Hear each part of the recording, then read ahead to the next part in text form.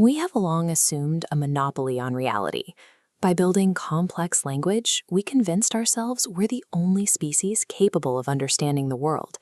But imagine waking up tomorrow morning to the sound of birds outside your window, not singing, but speaking your exact language with perfect clarity.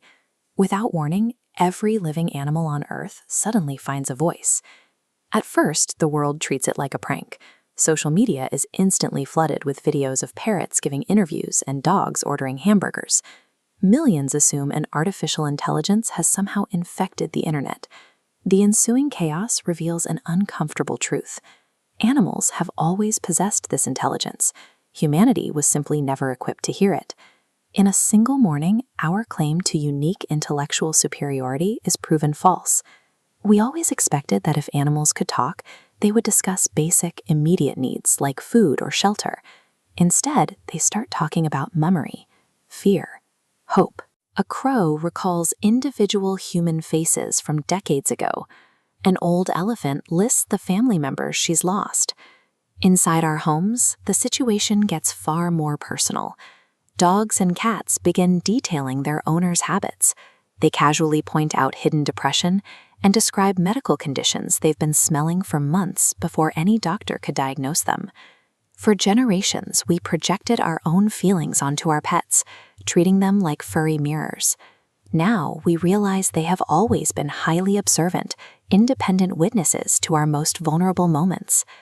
If the companions sleeping at the foot of our beds possess this level of profound psychological depth, it forces an unavoidable moral question about the millions of animals currently locked inside cages.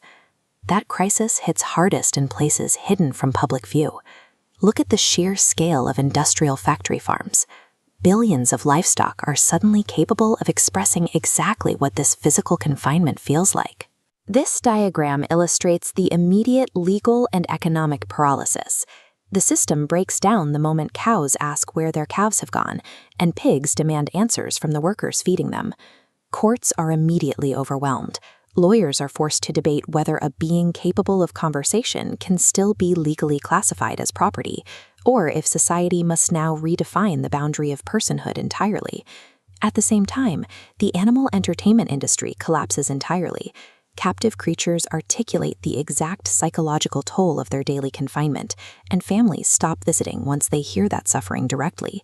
For centuries, human civilization maintained a strict wall between emotion and consumption.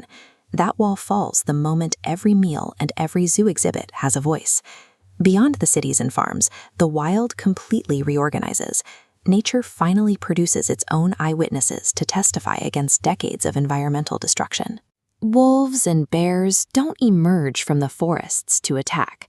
Instead, they gather around researchers to negotiate. They calmly explain their shrinking habitats and map out how human highways are dividing their families. Even long-ignored species reveal forms of intelligence that evolved entirely differently from ours. Microphones capture ants detailing their complex insect infrastructure, while bees explain the democratic processes inside their hives. In the oceans, marine life begins directly reporting on hidden ecological crimes.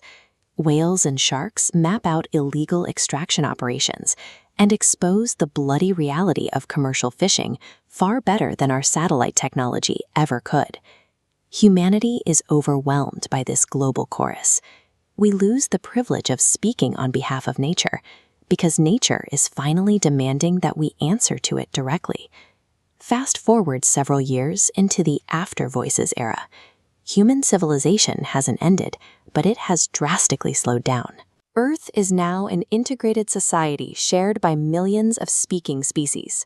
Animals join human society as colleagues and experts.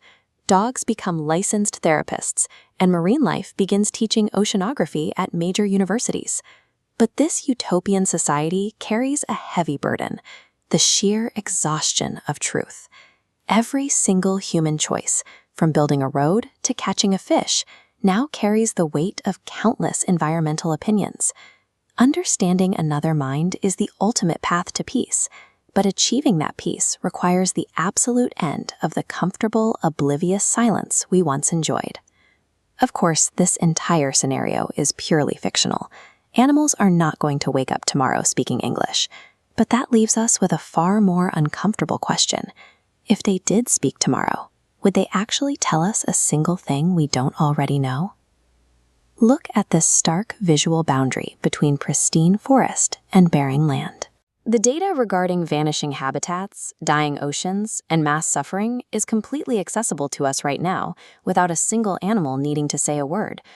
If animals found their voice tomorrow, they would only force us to acknowledge the consequences of our actions that we already witness every day. Language was never the primary barrier between humanity and the rest of the natural world. Our history is defined by a choice to look away.